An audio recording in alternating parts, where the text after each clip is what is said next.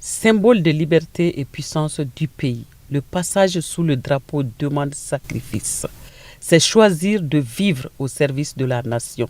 Ce choix nous impose le don de soi et le renoncement à tout comportement contraire à l'honneur, au courage et à la dignité. Le soldat tient à l'honneur plus qu'à sa vie. L'honneur pour lui est la graine qu'il a sémée depuis la cour familiale et arrose pour la germination au camp militaire. Le passage sous le drapeau est aussi synonyme de courage et les hommes courageux donnent toujours un charme à la mort. Contrairement aux lâches qui donnent goût à la vie, le courageux ne meurt jamais mais il s'endort. S'engager dans l'armée ne se limite pas à l'honneur et au courage. C'est un acte de dignité qui s'étend jusque dans notre réserve de noblesse. Elle n'est ni à vendre ni à prêter. Voilà en filigrane ce qui résume la vie d'un bon soldat. Le soldat doit impérativement incarner ces valeurs fondamentales qui définissent inéluctablement son rôle et sa contribution au service de la nation. Le militaire est contraint d'avoir au quotidien un comportement digne. La dignité, l'honneur, le courage constituent la marque et le label militaire. Celui-ci incarne son armée. Il la représente partout et de façon responsable. Le militaire doit être toujours propre. Puisqu'il porte le drapeau de la patrie, il doit être correctement habillé pour éviter de souiller les couleurs nationales. Les armées sont un monde d'action, d'effort, d'un don de soi et de solidarité. Soumis, le soldat se conduit avec honneur, courage et dignité, toujours disponible pour servir sa patrie en temps de paix, tout comme en temps de crise. La tenue doit être en harmonie avec le comportement militaire. Tout militaire se doit intègre, car les vertus militaires doivent pénétrer le cœur de tout soldat, qu'il soit officier, sous-officier ou homme de troupe. L'armée est une communauté soudée par l'esprit de corps. Tous les militaires doivent avoir le sentiment de fierté d'appartenir à la grande famille militaire. Car devenir militaire est une vocation, une volonté de défendre son pays et assurer la sécurité des personnes et de leurs biens. En plus des conditions physiques et vestimentaires admirables, le militaire doit avoir compétences et performances mentales, techniques, émotionnelles et tactiques. Il combine ces qualités pour servir avec honneur et efficacité. C'est aussi le code d'honneur du vrai soldat. Ce code d'honneur exige à chaque soldat une ligne de conduite à suivre. L'armée est une institution qui joue un rôle crucial dans la défense et la sécurité nationale. L'armée façonne les soldats pour bien construire la nation. C'est la raison pour laquelle l'armée inculque les formations initiales. Les armées sous tous les cieux ont des principes qui guident le comportement et la mission des soldats. On retient donc que le comportement de chaque armée détermine le niveau de puissance de son pays. Chaque pays doit cependant avoir une armée forte avec des militaires bien aguerris, bien disciplinés et bien engagés pour que la nation soit représentative dans le concert des nations. Les valeurs les plus importantes dans l'armée sont l'honneur. Nous, Fama, nous faisons déjà honneur à la nation malienne. Nous devons garder le cap, sinon travailler davantage pour atteindre le sommet du courage, de l'honneur et de la dignité. Il faut honorer son arme, son corps et son appartenance à cette famille qui tient le Mali debout. L'acteur de cinéma Alain Delon, par reconnaissance au bien du service militaire, déclare, je cite, « L'armée m'avait forgé pour toujours. C'est là que j'ai appris à aimer l'ordre et la discipline, à respecter les chefs, pour ainsi dire que la vie militaire fait du bien à l'homme. Notre comportement au quotidien doit être en harmonie avec notre tenue pour gagner totalement la confiance du peuple malien en cette période de montée en puissance. »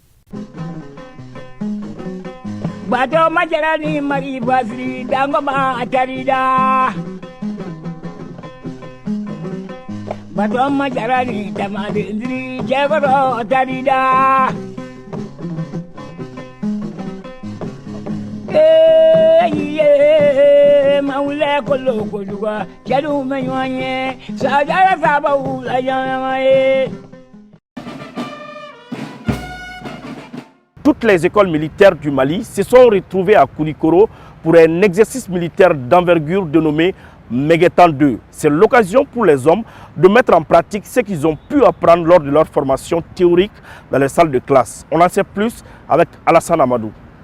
Dans le but de mieux préparer les forces armées maliennes aux réalités du terrain, la direction des écoles militaires a organisé un exercice militaire d'envergure baptisé Megetan 2. Placé sous la supervision du chef d'état-major général adjoint, la manœuvre a mobilisé toutes les écoles militaires du Mali.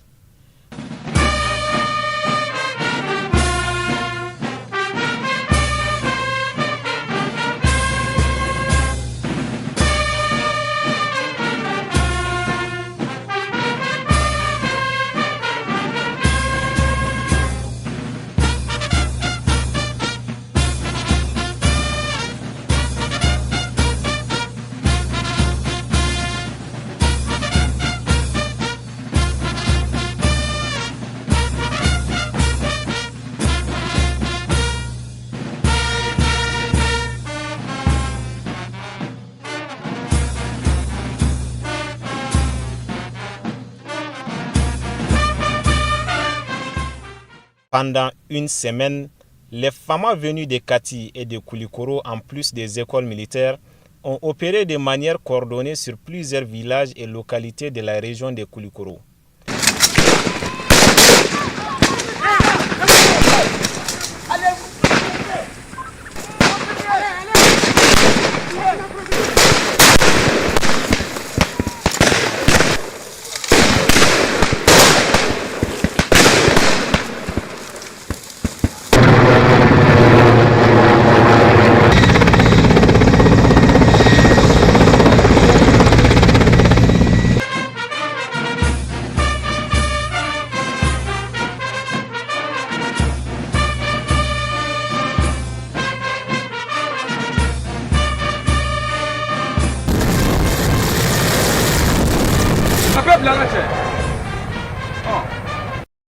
À l'issue de cette manœuvre, les autorités militaires se sont montrées très satisfaites du travail abattu par les élèves. L'exercice Megetan, c'est l'exercice de synthèse qui fait participer toutes les écoles militaires, de l'école d'état-major jusqu'à l'école des sous-officiers. Cet exercice nous permet de mettre en œuvre tout ce que nous avons appris à nos stagiaires et à nos élèves afin de nous assurer qu'il y a un continuum de formation depuis l'école des sous-officiers jusqu'à l'école d'état-major. Et également de nous rassurer que ce que les stagiaires et les élèves apprennent dans les écoles est conforme à ce qui est attendu d'eux à l'issue de leur formation.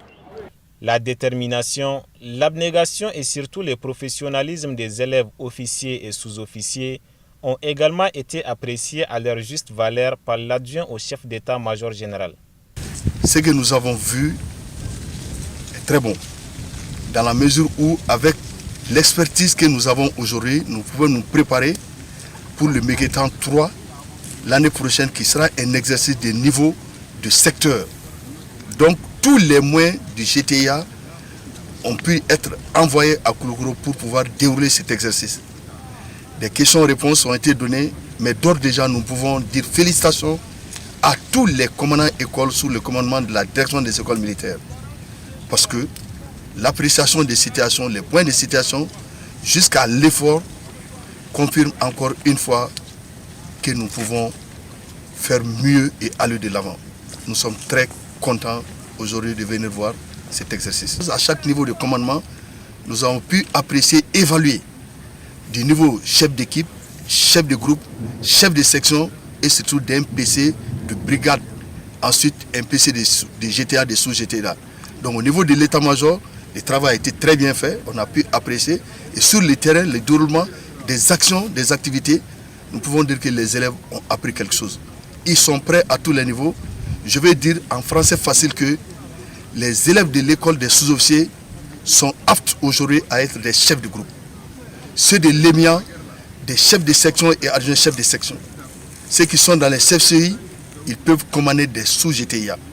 Et au niveau de l'école d'état-major, ces jeunes peuvent être aujourd'hui des rédacteurs auprès des états-majors, aussi bien internes que multinationales, et occuper les fonctions de commandant GTA. On ne cherche pas mieux que ça. Les missions que nous avons plus difficiles aujourd'hui, c'est au niveau des unités de contact.